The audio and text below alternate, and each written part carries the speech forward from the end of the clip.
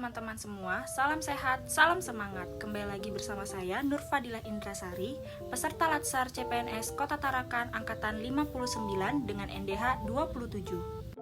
Di kesempatan kali ini, saya akan menjelaskan mengenai workbook agenda 2 nilai-nilai dasar ASN.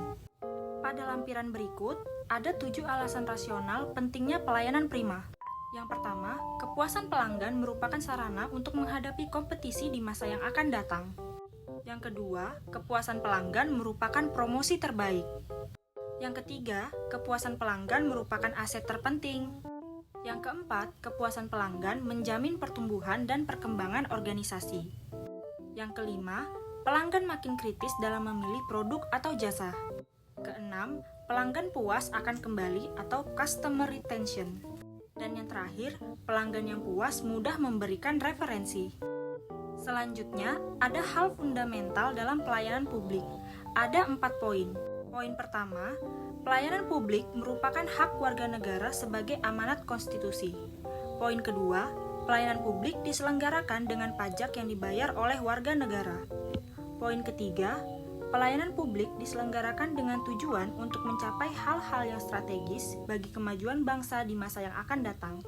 Dan poin keempat, pelayanan publik memiliki fungsi tidak hanya memenuhi kebutuhan-kebutuhan dasar warga negara sebagai manusia, akan tetapi juga berfungsi untuk memberikan perlindungan bagi warga negara atau proteksi.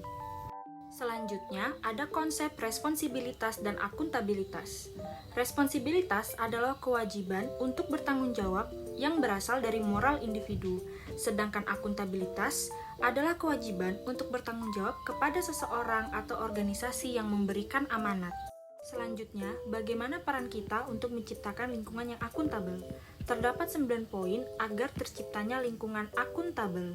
Yang pertama yaitu kepemimpinan, di mana pimpinan memberikan contoh pada bawahannya seperti komitmen yang tinggi dalam melakukan pekerjaan, sehingga memberikan efek positif bagi pihak lain. Yang kedua, transparansi, di mana komunikasi yang lebih besar dan kerjasama antara kelompok internal dan eksternal dapat kita wujudkan. Yang ketiga, adanya integritas. Dengan integritas, kita menjadikan suatu kewajiban untuk menjunjung tinggi dan mematuhi semua hukum yang berlaku. Keempat, tanggung jawab atau responsibilitas, terbagi menjadi 2, perseorangan dan institusi. Yang kelima yaitu keadilan.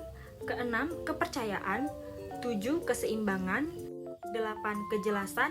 Dan 9, konsistensi. Selanjutnya, ada sinergi perilaku kompeten yang dapat kita pelajari melalui piramida learning by sharing. Di sini, baik itu peserta, fasilitator, ataupun praktisi saling berbagi ilmu pengetahuan dengan cara belajar melalui praktek, uji coba, menganalisa, dan ataupun meneliti. Sesuai dengan profesi saya, yaitu perawat, saya bekerja di rumah sakit. Potensi keanekaragaman yang dapat saya kembangkan, yakni memahami berbagai macam budaya dari latar belakang setiap orang, dan dapat meningkatkan rasa saling menghargai satu sama lain. Sedangkan, tantangan keanekaragamannya yang sering terjadi ialah di perbedaan bahasa, yaitu bahasa daerah.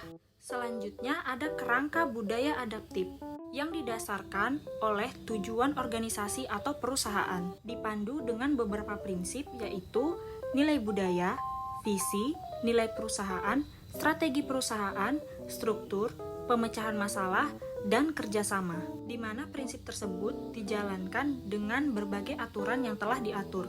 Selanjutnya ada berpikir kritis dan kreatif. Berpikir kritis ialah di mana individu dituntut untuk menganalisa atau menilai sebuah pemikiran, sedangkan kreatif ialah kemampuan seorang individu yang dapat melahirkan suatu ide atau gagasan. Adapun penerapan adaptasi yang dapat kita lakukan dalam mengatasi perubahan lingkungan, yaitu kita harus terus mengasah pengetahuan hingga ke tingkat akhir, dan harus selalu berpikir sistemik, tidak kacamata kuda atau bermental kolot.